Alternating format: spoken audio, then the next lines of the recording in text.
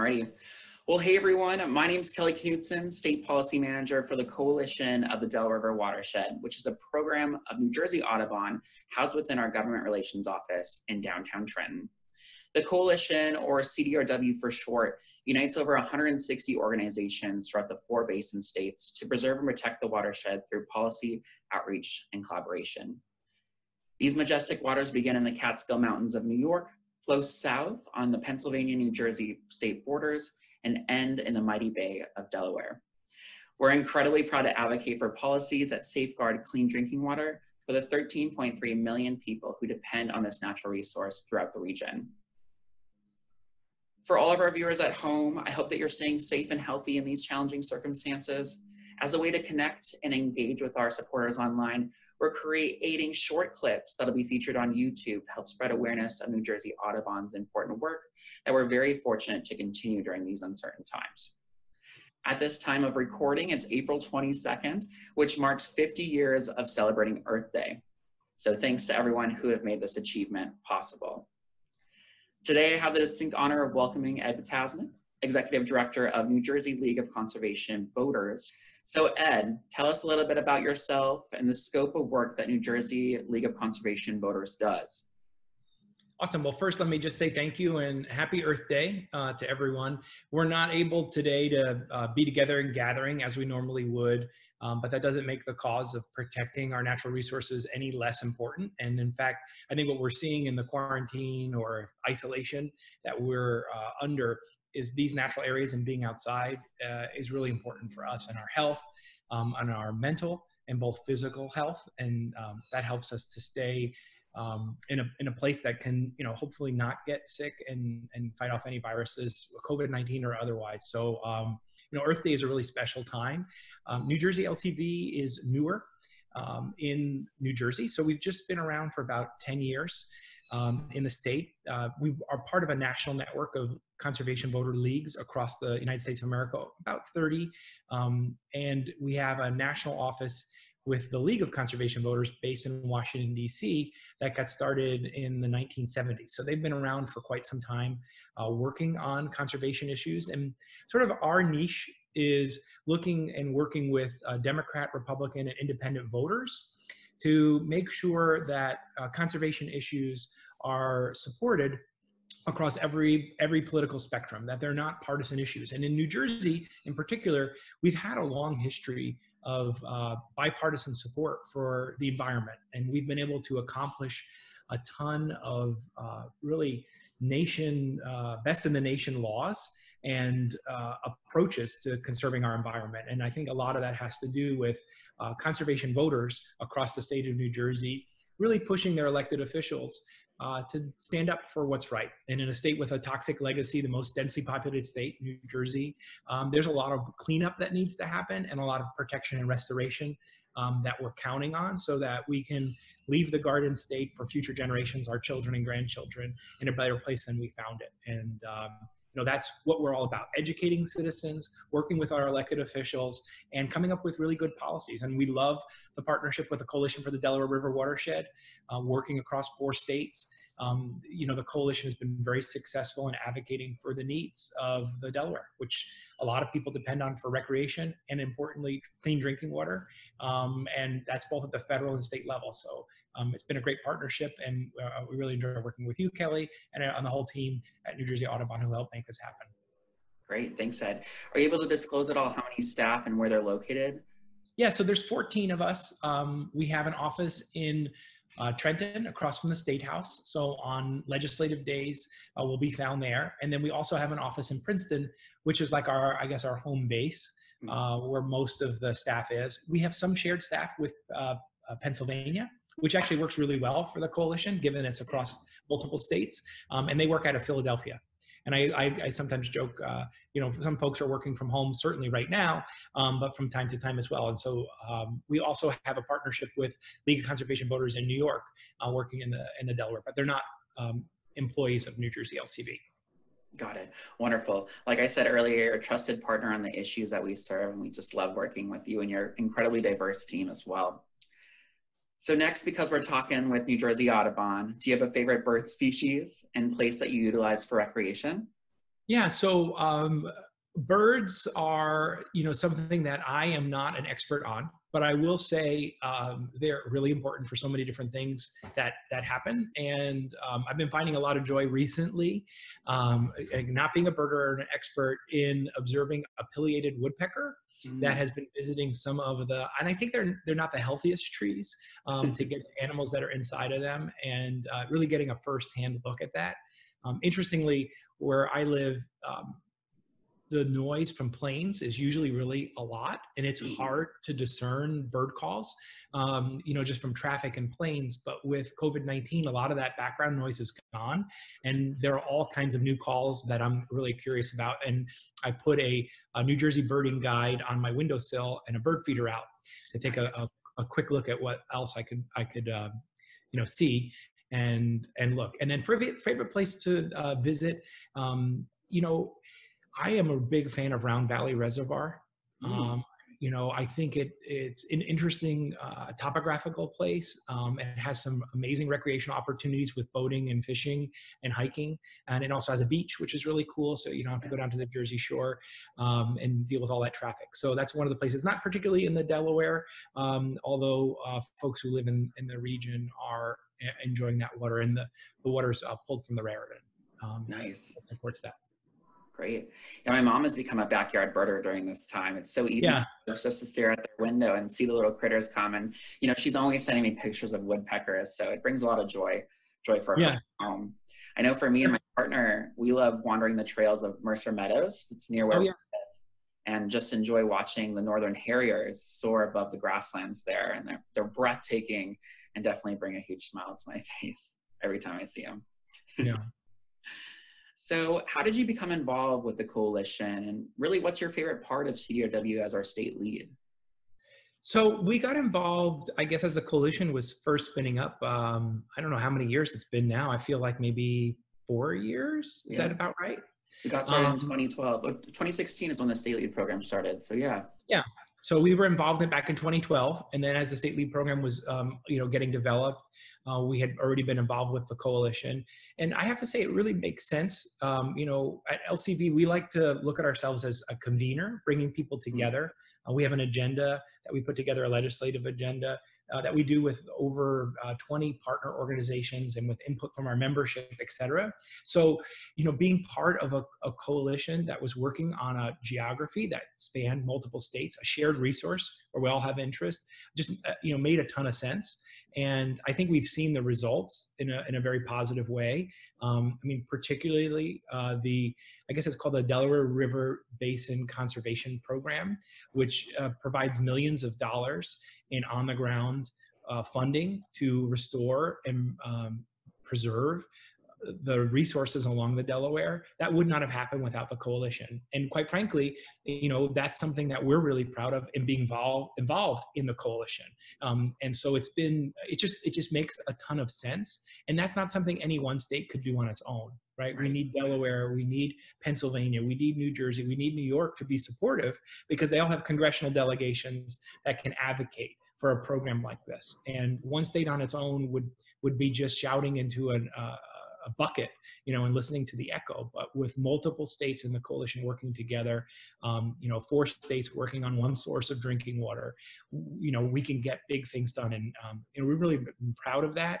And there are the members of in New Jersey, we serve as the state lead. The member organizations that have been part of the coalition have been very active in their outreach and engaging their members of Congress towards that goal, and then also at the state level on state priorities. So that's kind of how we got involved. We've been there since the beginning, and it's grown in the work that we've done together and the engagement with member organizations. And it'll be interesting to see where we go together.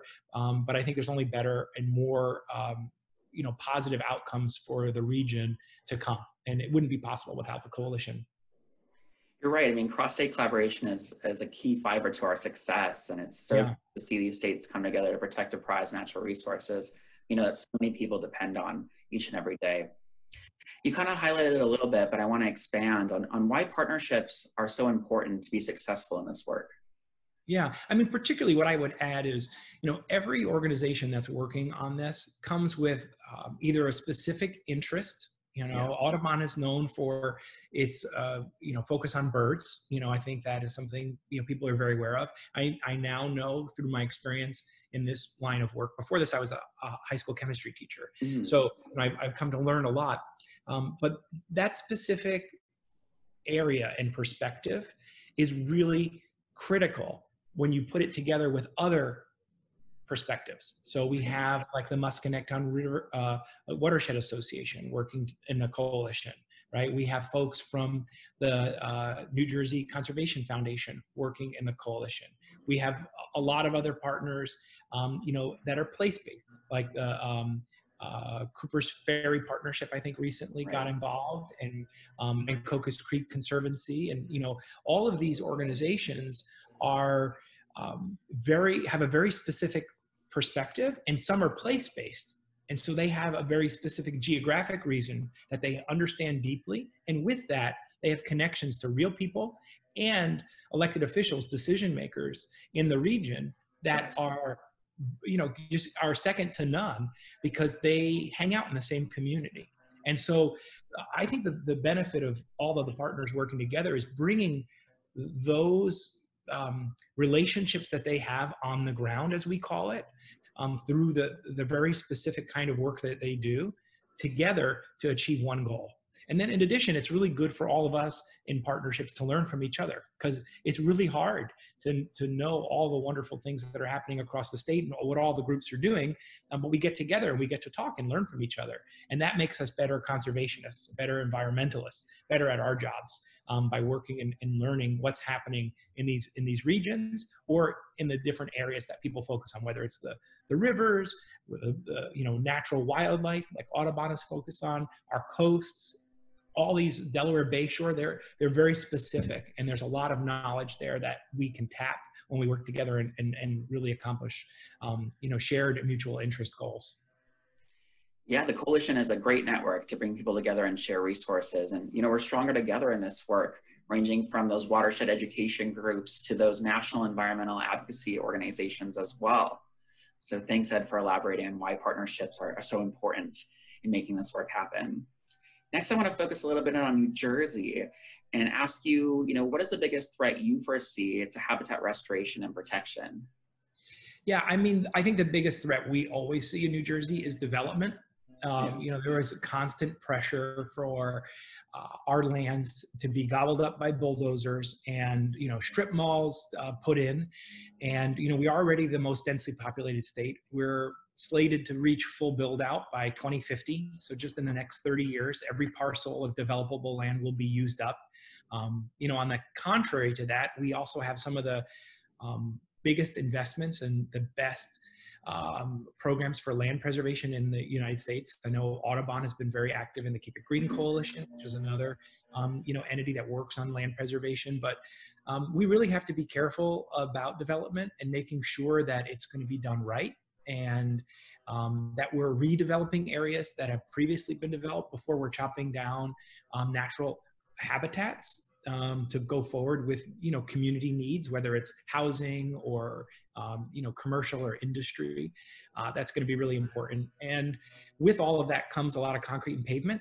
And that means that the rainwater that's coming down doesn't have a chance to perk through the ground and get filtered. I mean, land is an amazing filter for our drinking water.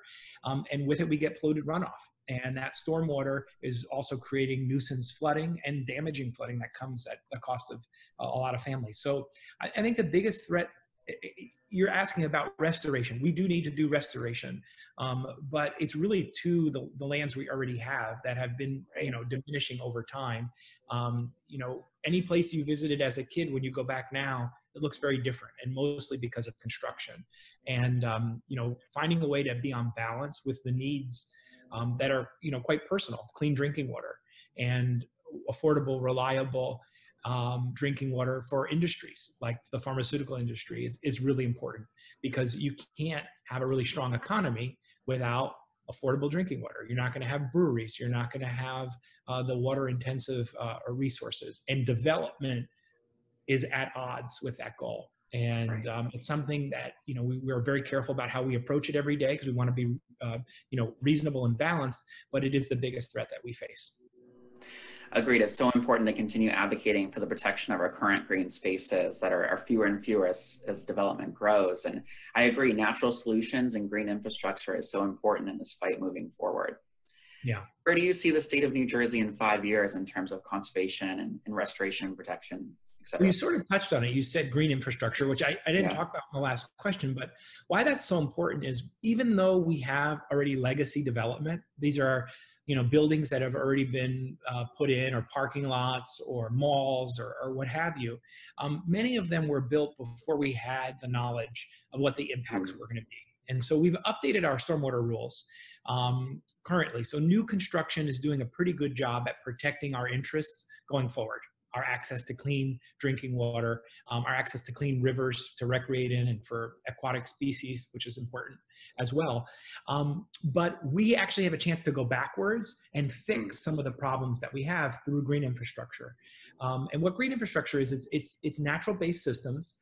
For those of you who haven't had a chance to experience these, things like rain gardens that absorb water like a sponge, hold on to it, and then filter it out just like nature would do. So even though you're still building a house and you're putting in a driveway and a sidewalk and all of those hardscapes are not absorbing water, you can actually do things on the property that make it like the house wasn't even there.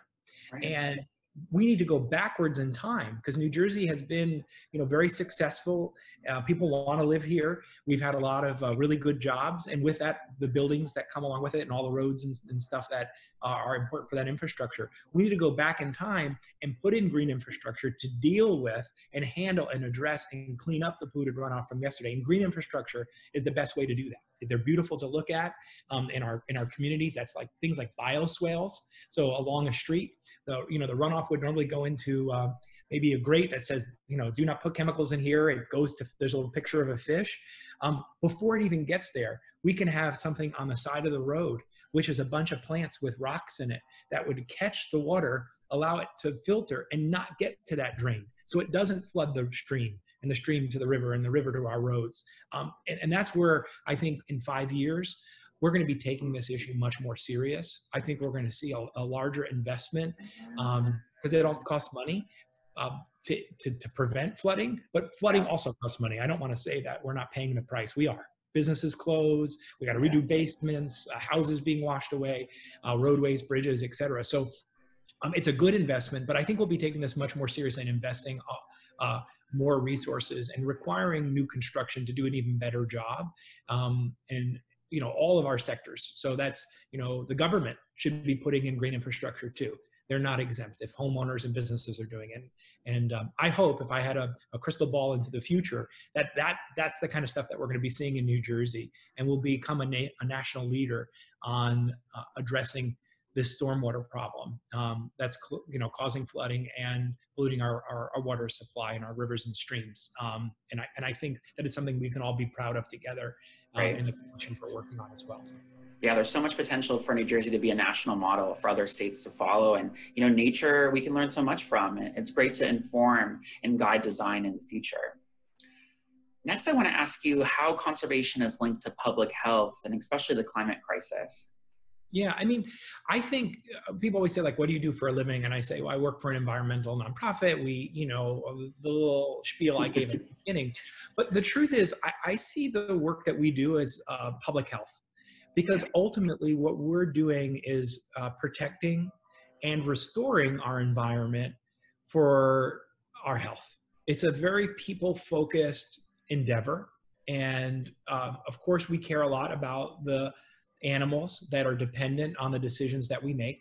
I love trout and fishing, and they are very high indicator species. Either the water's clean or it's not, and you start to see those impacts on the trout fisheries or places that we can fish. So I think ultimately that's something that we need to be really aware of, is how people are impacted by the decisions that we're making, and make sure that, people aren't getting cancer from polluted drinking water, that people aren't getting asthma You know, and I think what we see with COVID-19, you know, if you have poor air quality, you suffer worse consequences from this virus. And, you know, pollution has been linked to death. And, you know, that is a high price to pay. So as we move a clean energy agenda where we're more dependent on solar and wind, and we shut down fossil fuel infrastructure and move to, you know, an economy that, you know, creates good local jobs, we also get the co-benefits of cleaner air. And that cleaner air makes us healthier. And there's some research around like electric vehicles out of New York that one electric school bus saves $250,000 in medical costs because of the reductions in pollution from electric, you know, being powered by electric rather than diesel.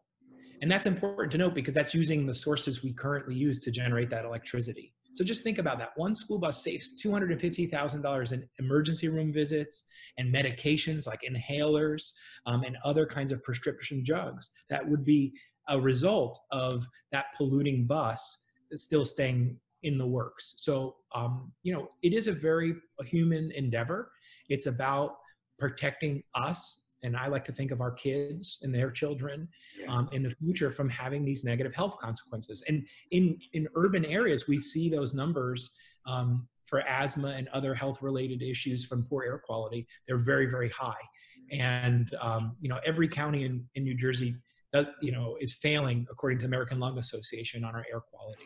So, you know, it's really important. And that has an effect on our habitats and their co-link, you know, like what we're doing and how we're building to be more resilient for flooding and storms and the impacts of climate change and carbon as a sink. So when we're building these natural scapes like the green infrastructure or putting in forests where they belong, we're going to actually reduce the amount of pollutants in the air that cause climate change. So they all work hand in hand, but at the core of it, you know, I think we all need to watch out for each other and make sure that we're healthy and safe, and that we have better air quality today than we had yesterday by making investments and changes in how we get from place to place and moving to electric that's, you know, cleanly, locally created, and moving away from fossil fuels. It's going to take time, but under Governor Murphy and the current legislature, we've come a long way. It's very exciting. It's a great place to be. We're a leader once again. Yeah. Much to celebrate and be happy about. And you're right, social and ecological systems are intertwined. There's tons of sound science out there correlating, you know, public health to restoration and conservation. So highlighting that in. So how can people at home, you know, become further engaged and involved in advocating for wildlife and people communities that we all serve? I mean, it's a great question. It's the most important thing I think we could talk about in the whole interview here, which I want to thank you again for taking time to do. I would encourage folks to get involved with a local organization in their neighborhood. You're certainly welcome to work with us at New Jersey League of Conservation Voters. We have, you know, on our website, you can sign up to volunteer. The Coalition for the Delaware River Watershed is always looking for, you know, local, we call them constituents, real people that care about these resources, to join us in our efforts to educate decision makers, both at the local, county, state, and federal level. So we would love you to get involved with that. In addition, one role that people and you know, families that are invested in their local communities play that's really critical is being our eyes and ears, helping us to understand what's really happening in your neighborhood.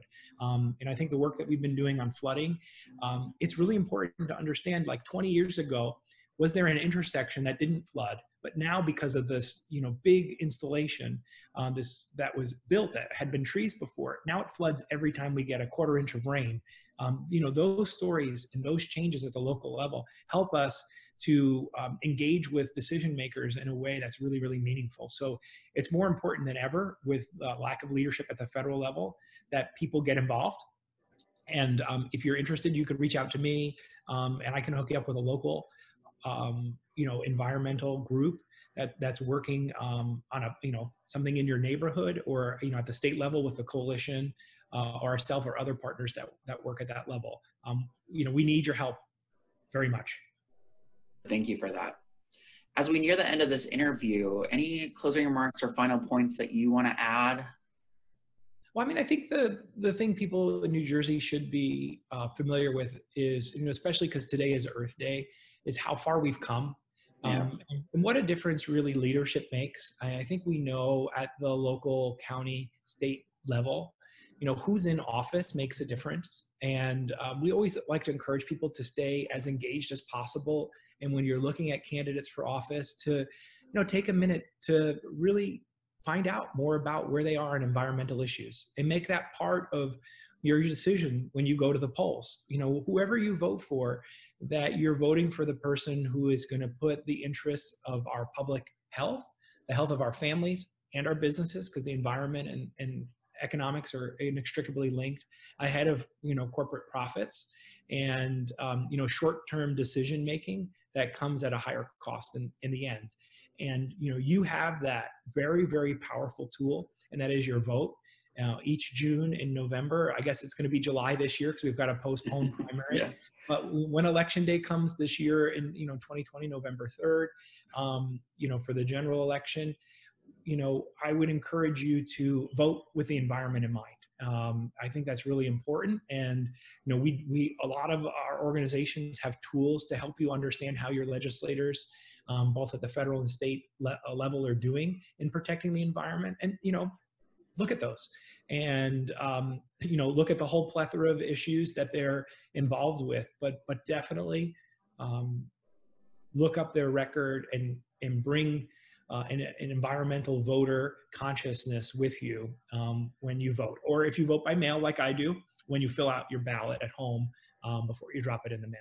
I think that, that's something I just want people to be aware of and be really proud of the progress that we've made in New Jersey in a bipartisan fashion on everything from climate change to local restoration efforts and protecting the Delaware River basin and the water that is in the Delaware River for our own consumption, and as well the recreational value that these lands bring.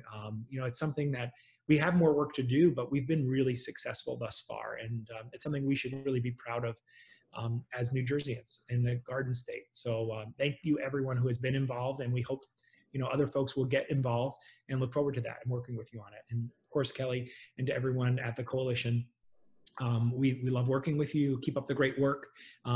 Keep the pressure on to make change and keep us moving in the right direction. Great. Thanks, Ed. Elections do matter, and it's important we do elect those officials who will help our environmental priorities moving forward. Before we close, is there anything else you'd like to add for folks at home? I don't think so. I think this was very thorough. We look forward to celebrating once again together. Once the COVID-19 passes, we're really hopeful of, science and the medical professionals finding therapies that can help the people who have fallen sick get better and stay healthy, so we don't have deaths from this, and ultimately, hopefully, a vaccine. But I know my neighbors are being really smart about social distancing, and it's getting tough. But I'm hopeful there's light at the end of the tunnel if we continue to make those priorities. But know that our work to preserve the environment and conserve our natural resources doesn't stop. We're still working every day together with a coalition, our organization, to make New Jersey the greenest state in America. You're right. I mean, we're continuing to advocate for critters, streams, forests, etc. We'll be that advocate for you through thick and thin. Yeah. I know I personally can't wait to recreate on the river again and be outside once this is all behind us. Well, I want to say that's a wrap. Again, thanks to all of our viewers at home and for Ed for this fantastic video interview. Don't forget to smash that like button and check out other YouTube videos that we've created online. Feel free to also like us on Facebook along with other social media channels, and cruise our website for further information about the work we do each and every day. And don't hesitate to reach out to either Ed or myself if you want to get further involved. Thanks, Kelly. Bye.